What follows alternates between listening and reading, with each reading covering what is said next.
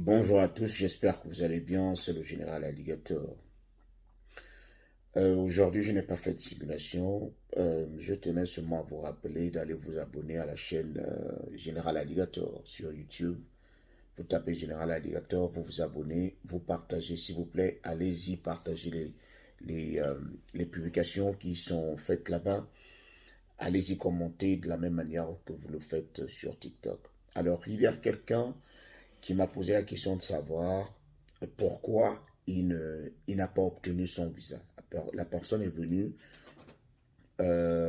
m'écrire en inbox en me disant j'ai utilisé une agence qui m'a rempli les papiers et j'avais tous les documents, mais malheureusement on ne m'a pas donné le visa.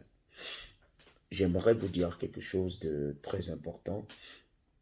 Euh, C'est-à-dire sur 100%, ok, il y a 50%, sinon 60% de ce que l'agence va faire.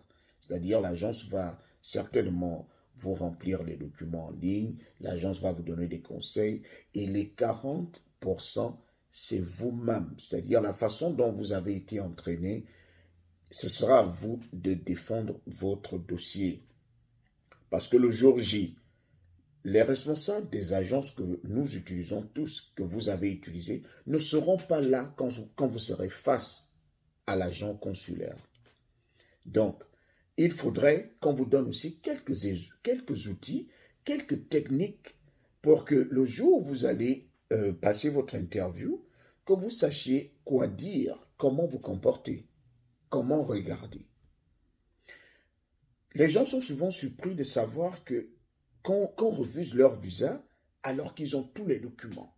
Oui, le tout n'est pas d'avoir tous les documents. C'est, c'est déjà un atout d'avoir tous les documents, mais les documents ne peuvent vous aider que si vous les exploitez très bien. Je vais vous donner quelques exemples simples. Imaginez vous êtes devant un agent consulaire. Même si vous êtes en train de dire la vérité et rien que la vérité, mais le simple fait que vous paniquiez va réveiller des soupçons de l'autre côté. Ce sont des alertes rouges. Imaginez, je suis en train de vous parler et je regarde comme ça. Où avez-vous eu votre bac? Je dis, j'ai eu mon bac, au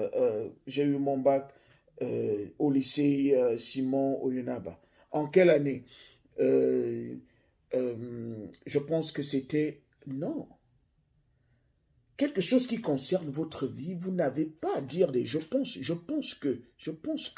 Parce que c'est pour cela qu'on insiste sur le fait que vous devriez vous entraîner sur vous-même. Lorsque vous allez à une interview, essayez de penser aux différentes questions. Mettez-vous à la place de celui qui va vous interroger. Quelles peuvent être les différentes questions qu'il peut poser sur moi? Qu'est-ce qui peut faire en sorte que, quelle peut être la question qui peut m'embarrasser, qui puisse faire en sorte que je réfléchisse? Pourquoi ne pas commencer à penser aux réponses maintenant?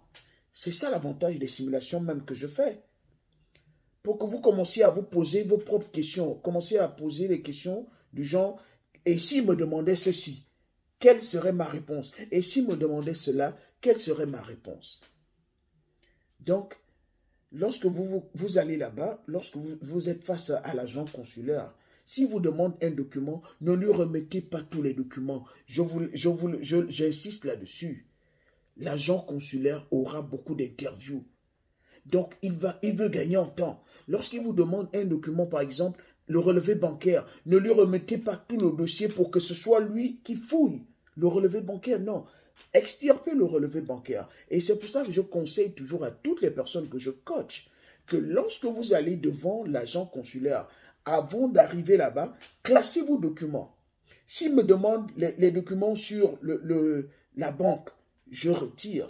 S'il me demande les documents scolaires, je retire. Je sais là où je vais aller retirer parce que je les ai classés. Il ne faudrait pas que ça soit quelqu'un, lorsqu'on lui demande son bac, il prend le dossier, poup, poup, poup, tout tombe au sol parce que il ne sait pas de quel côté il a mis son bac. Parfois, pour quelqu'un qui n'est pas rangé, il a certainement oublié ça sur le lit et ça va le faire paniquer.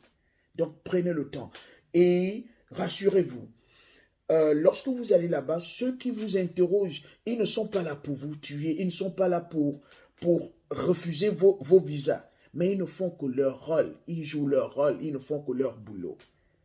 D'ailleurs, pour ceux qui ne le savent pas, lorsque vous partez, celui qui prend le rendez-vous est déjà soupçonné de faux.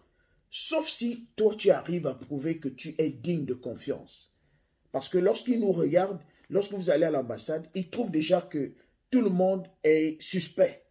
Mais c'est à toi, c'est le comportement que tu vas adopter, les réponses que tu vas donner vont faire en sorte que le gars se sente à l'aise et qu'il t'accorde le visa. Donc, ne paniquez pas, ne prenez pas cette interview comme étant une guerre, non. C'est juste un entretien, c'est juste un échange. C'est pour ça que j'essaye de rendre ça simple. Tu t'assois avec quelqu'un, vous échangez, comment tu t'appelles, je m'appelle tel, tel, tel. Ceux qui ont même fait le baccalauréat, vous avez fait l'oral en anglais, vous savez un peu comment ça se passe. Il n'y a pas trop de différence. Donc, calmez-vous, ne soyez pas trop stressés, soyez seulement organisés. Et retenez-le, dites toujours la vérité et rien que la vérité. Et n'oubliez pas d'aller vous abonner sur la chaîne YouTube Général Alligator. Tapez sur YouTube Général Alligator et abonnez-vous. Commentez, partagez comme vous le faites sur TikTok.